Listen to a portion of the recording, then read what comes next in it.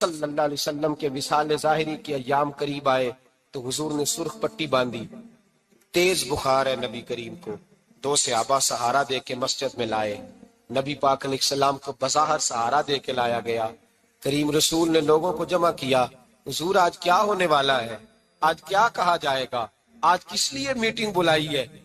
نبی کریم کے کل صحابہ جب مسجد میں جمع ہوئے تو کھچا کھچ مسجد بھری ہے۔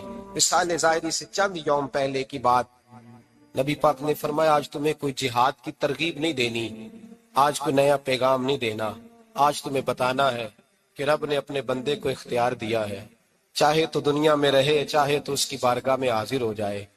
اس عبد نے بارگاہ ربوبیت کی طرف لوٹنے کا ارادہ کر لیا ہے۔ حضرت صدیق اکبر رونے لگے تو صحابہ نے کہا تمہیں کیا ہوا؟ کہنے لگے سمجھ نہیں رہے، کسی کی بات نہیں کر رہے، نبی پاک تو اپنی بات فرما رہے ہیں، اس نے جانے کا ارادہ کر لیا۔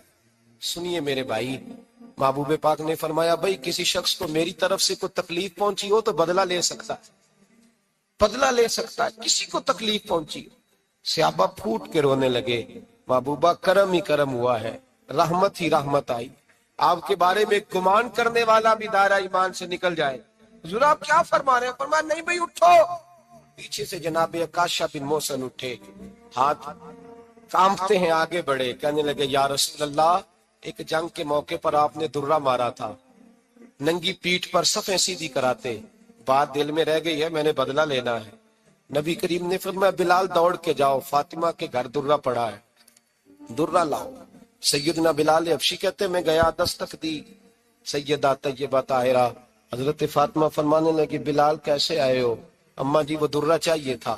سیدہ کو تشویش ہوئی، کہنے لگے بلال نہ تو جنگ پہ جانا ہے، نہ جہاد ہے، نہ کوئی ایسا موقع ہے، حضور کی تو طبیعت مبارک بظاہر بڑی علیل ہے، درہ کیا کریں گے؟ حضرت بلال عرض کرنے لگے اماں جی ایک صحابی بدلہ لینے لگے ہیں، صاحب طبقات نے جملے لکھے ہیں، کہتے ہیں بی بی صاحبہ نے درہ بھی دیا اور امام حسن حسین کو بھی باہر نکالا۔ فرمانے لگی عکاشہ سے کہنا 100 درے مارے، ان 2 شہزادوں کے جسم پر نبی پاک کے قریب نہ جائے، میں نے 2 بچے پیدا ہی اپنے محبوب پر قربان کرنے کے لیے کیے، ان کو لے جائے۔ حضرت بلال کہتے میں 2 شہزادے لے کے آیا، اور جب دروازے میں لے کے پہنچا تو نبی پاک نے دیکھا تو آنکھوں میں آنسو آ گئے۔ فرمایا ان کو بٹھا دو، مجھے پتا ہے فاطمہ نے کیا کہہ کے بھیجا ہے۔ حضرت سیدنا بلال فرماتے درہ میں نے جناب عکاشہ کو دیا، حضرت عکاشہ درہ لے کے آگے جو بڑھے تو حضرت ابو بکر صدیق نے ان کے پیروں پہ ہاتھ رکھا، فرمایا عکاشہ میری طرف آ یار، مجھے ماں درے، نبی پاک کے قریب نہ جا۔ مصطفیٰ کریم نے فرمایا ابو بکر تو ہٹ جا، اسے آنے دے۔ فرماتے میں چند قدم آگے گیا تو مولا علی شیر خدا نے میرے پیر پہ ہاتھ رکھا، کہنے لگے عکاشہ سوچ تو صحیح تو کیا کر رہا ہے؟ حضور نے فرمایا علی ہٹ جاؤ، میرا اور ان کا معاملہ ہے۔ جناب عکاشہ آگے بڑھ رہے، نبی کریم نے فرمایا میں اپنی امت کو درس دینا چاہتا ہوں، خبردار خبردار زندگی میں تمہارے ہاتھ سے زبان سے کسی کو تکلیف نہ پہنچنے پائے، خبردار یاد رکھنا وہ معاشرے بگڑ جاتے ہیں، وہ معاشرے تباہ کر دیے جاتے ہیں جہاں ظلم ہوتا ہے، جہاں زیادتی ہوتی ہے، جہاں لوگوں کو ستایا جاتا ہے۔ محبوب کریم کے قریب آئے حضرت عکاشہ، حضور میری پیٹھ ننگی تھی، آپ بھی ذرا کپڑا ہٹائیے۔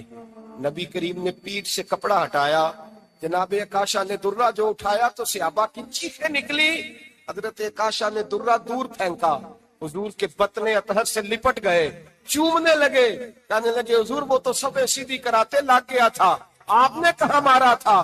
یا رسول اللہ میں تو بہانہ بنا رہا تھا کہ جاتی دفعہ مجھے وجود چومنے کا موقع نصیب ہو جائے، مجھے یہ موقع نصیب ہو جائے۔ میرے حبیب نے فرمایا جس نے جنتی دیکھنا ہو میرے عکاشہ کی زیارت کر لے۔ بھائی ظلم کا دروازہ کھلا ہوا اور لوگ بھول جاتے ہیں زیادتی کرتے ہوئے، وہ بہو سے ہی کیوں نہ کریں، وہ اپنے گھر کے بھول جاتے ہیں کہ شاید پوچھنے والا کوئی نہیں، شاید میزان نہیں لگے گا،